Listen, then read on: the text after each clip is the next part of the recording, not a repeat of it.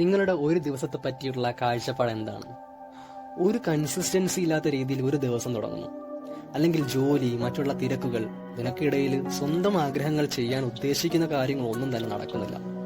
ഒരു പ്രാവശ്യമെങ്കിലും അങ്ങനെയുള്ള സ്വന്തം കാര്യങ്ങൾക്കൊക്കെ പ്രാധാന്യം കൊടുത്ത് ഈ ഡെയിലി റുട്ടീൻഡ് ആയിട്ടുള്ള ലൈഫിൽ നിന്നും എന്തെങ്കിലുമൊക്കെ മാറ്റങ്ങൾ കൊണ്ടുവരണമെന്ന് വിചാരിക്കുന്നവരാണോ നിങ്ങൾ? എങ്കിൽ അങ്ങനെയുള്ളവർക്കുള്ളതാണ് ഈ vlog. So you are watching dudes media.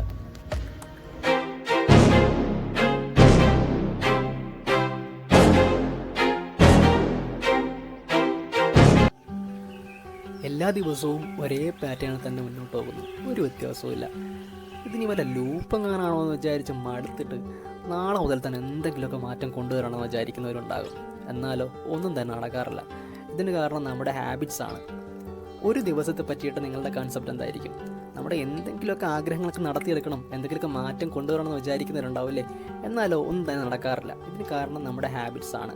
Habits എന്ന് പറയുമ്പോൾ നമ്മുടെ ഒരു ദിവസത്തെ പറ്റിയിട്ട് നമ്മൾ എന്തെല്ലാം കാര്യങ്ങൾ ആ ദിവസം ചെയ്യുന്നുണ്ടാവും, അതൊക്കെയാണ് നമ്മുടെ ഹാബിറ്റ്സ് എന്ന് പറയുന്നത്. അങ്ങനെ ഇത്രയും കാലത്തെ ഹാബിറ്റ്സിൻ്റെ റിസൾട്ടാണ് നിങ്ങൾ ഹാപ്പി ആണോ അൺഹാപ്പി ആണോ, ലൈഫിൽ വിജയിച്ചിട്ടുണ്ടോ പരാജയപ്പെട്ടിട്ടുണ്ടോ എന്നൊക്കെ നിർണ്ണയിക്കുന്നത്. അങ്ങനെ സ്ഥിരമായിട്ട് എന്തെല്ലാം കാര്യങ്ങൾ ചെയ്യുന്നുണ്ടാവോ അതൊക്കെയാണ് നിങ്ങളുടെ ഹാബിറ്റ്സ് എന്ന് പറയുന്നത്. എന്നു മുതൽ ഹാബിറ്റ്സിൽ മാറ്റാൻ ശ്രമിക്കുന്നുണ്ടാവോ അന്നു മുതൽ നിങ്ങളുടെ ഒരു ദിവസമല്ല, ജീവിതം തന്നെ മാറാൻ തുടങ്ങും. ഇതൊക്കെ വെറും സിമ്പിളായിട്ട് മാറ്റാൻ പറ്റും ശ്രമിച്ചാൽ. ഹാബിറ്റ്സിനെ എന്തൊക്കെയാണെന്ന് മനസ്സിലാക്കിയ സ്ഥിതിക്ക് ബാഡ് ഹാബിറ്റ്സ് എന്താണെന്ന് ഉറപ്പായിട്ട് മനസ്സിലാക്കണം. സ്ട്രെസ്സും ബോർഡുമൊക്കെ മാറ്റാനാണ് ബാഡ് ഹാബിറ്റ്സിനെ കൂടുതലായിട്ട് നമ്മൾ ആശ്രയിക്കുന്നത്.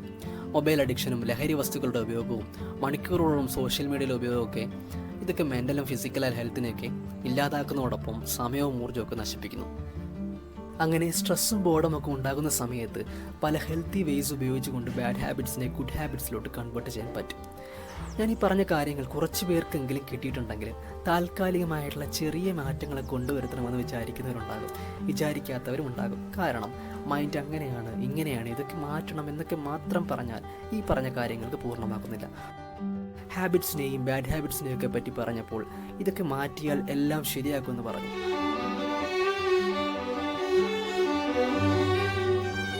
അതിനു മുന്നേ ആയി നമ്മളിൽ കുറച്ചധികം ആൾക്കാരെങ്കിലും പോസിറ്റീവായിട്ടുള്ള കഥകളും മോട്ടിവേഷനും കേൾക്കാൻ ആഗ്രഹിക്കുന്നവരായിരിക്കും.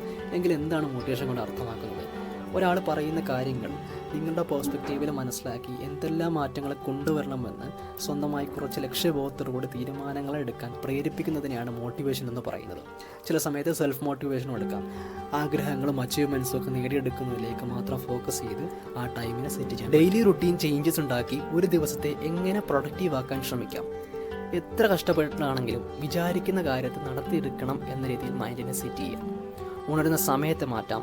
സ്വന്തമായിട്ട് കുറച്ച് റൂൾസിന് സെറ്റ് ചെയ്യാം.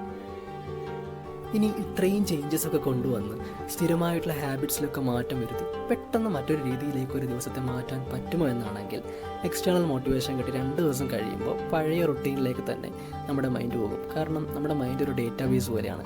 എന്ത് ഹാബിറ്റ്സ് ആണോ, എന്ത് രീതിയിലാണോ ഒരു ദിവസം മുന്നോട്ട് പോയിക്കൊണ്ടിരുന്നത് ആ ഒരു രീതിയിലേക്ക് തന്നെ നമ്മളെ അട്രാക്റ്റ് ചെയ്യും. അതിനെയും ഓവർകം ചെയ്യാനുള്ള രീതിയിൽ മൈൻഡിനെ സെറ്റ് ചെയ്യാൻ പറ്റണം. ഉദാഹരണത്തിന് നമ്മളിൽ കുറച്ച് പേരെങ്കിലും ഫ്യൂച്ചർ എക്സ്പീരിയൻസ് ചെയ്തവരായിരിക്കും. ഒരുപാട് ഇഷ്ടപ്പെട്ട് എവിടേക്കെങ്കിലും പോകണമെന്നോ അന്നത്തെ ആ ഒരു ദിവസം എന്തൊക്കെ ചെയ്യണമെന്നോ മൈൻഡ് യൂസ് ചെയ്ത് ഫ്യൂച്ചർ ഇമാജിൻ ചെയ്യും. അറ്റ്ലീസ്റ്റ് ആ ഒരു ദിവസം അത്ര പ്രധാനപ്പെട്ടതായിരുന്നു എങ്കിൽ ചിലപ്പോൾ ഉറങ്ങാൻ പോലും പറ്റിക്കാണില്ല. അങ്ങനെ അറിഞ്ഞോ അറിയാതെയോ ഉപയോഗിച്ച ടെക്നിക്കുകൾ ഉപയോഗിച്ച് നിലവിലുള്ള റൊട്ടീൻ മാറ്റി നമ്മുടെ മൈൻഡും ബോഡിയും ഒരേ സിങ്കിൽ കൊണ്ടുവരാൻ ശ്രമിക്കാം. Thank you for watching dudes media.